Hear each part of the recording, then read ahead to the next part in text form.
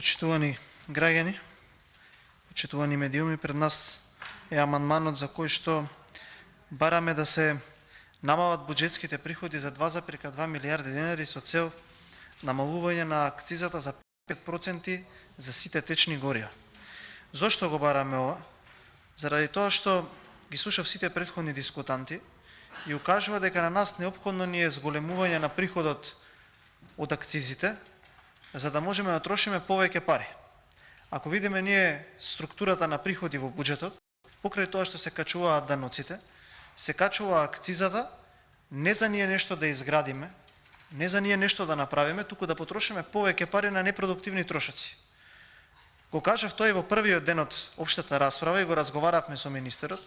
За мене е тотално нејасно зашто ние треба да потрошиме повеќе пари од 2022 година, во услови кога имаме зголемени приходи по основ на инфлација од даноци, а да не направиме ништо. Сега се поставува логично прашањето. Зошто во овој буџет е потребно да се соберат 422 милиони денари повеќе по основ на акцизи? Зашто државата не сака да им помогне на граѓаните на цел еден сектор, да имаат помали цени на горивата, на тој начин да ослободат маса на средства кои што ќе може да ја алоцираат за нешто друго, а да ги прибере таа? Нема логика тука. И ние вака велиме. Се случувало и порано, особено во големата криза, 2008-та, 9-та, 10-та, 11-та и 12-та, горивото да биде исто така со висока цена. Но тогаш се намалувало, државата се откажувала од акцизите. Две работи се многу сериозни контрибутори за дали луѓето живеат подобро. Ова нека си го одговорат. Дали плаќам повисока цена на горивата, за прв пат рекордно троцифрено, над 100 денари беа горивата, и сега за брзо време повторно ќе бидат, и струја која што е рекордно највисока. Само за последниве 6 години граѓаните плаќаат над 20 денари по литар гориво повисоки данъци по основ на акциза. Тоа не е цена која што да го детерминира светската берза на горивата, таа е цена која што ја детерминира владата. Значи, почитувани граѓани, оваа влада од која е дојдена на власт ви зема 20 денари повеќе по основ на литар отколку било која претходна влада. И втората е цената на струјата. 40% поскапа струја за последниве 2 години. Дали се плаќа поскапа струја и поскапо гориво, и врз основа на тоа, тука доаѓа и онаа инфлација од 20% која што не е увезена, која што сами си ја создаваме. Велиме вака: наместо да плаќаме сега струја за наредните 4 дена од 8 милиони евра, наместо претходниве 20 и нешто дена по милион евра да внесуваме, односно да увезуваме струја и да ја плаќаме по милион евра на ден, ајде да почнеме конечно да кратиме од некаде, за да овие кои што ги управуваат овие институции да се опаметат. И што велиме ние? Ако ги намалиме расходите, кои што не се потребни да се случуваат во буџетот, тогаш нема да има потреба не да имаме вакви приходи.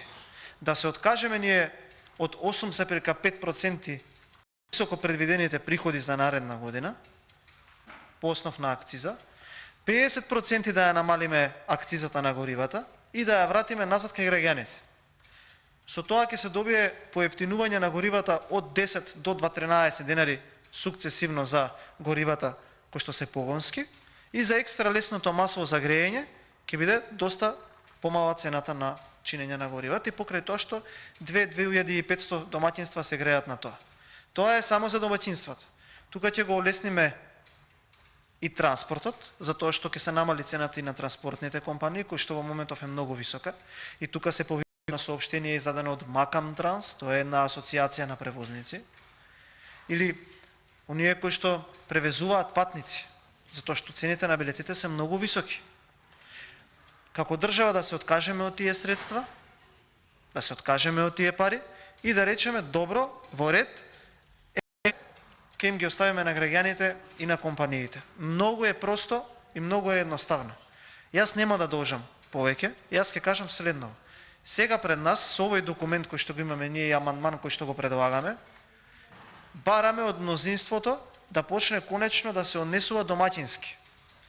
Се однесува како што треба, и да заборави да слугува на интересите, не вие како пратеници, на оние функционерите од власта кои што не престануваат да крадат. Не престануваат да крадат. Затоа што нема друг начин да се објасни зошто ни се потребни повисоки расходи во услови на ваква економска криза.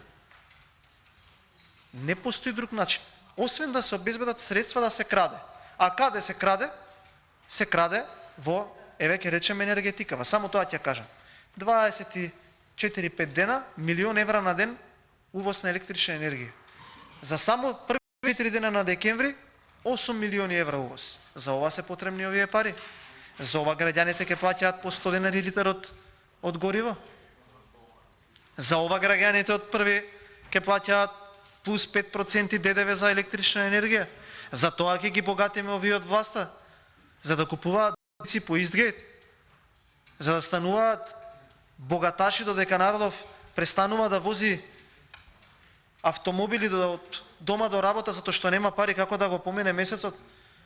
И што е решението? Нема да се откажеме.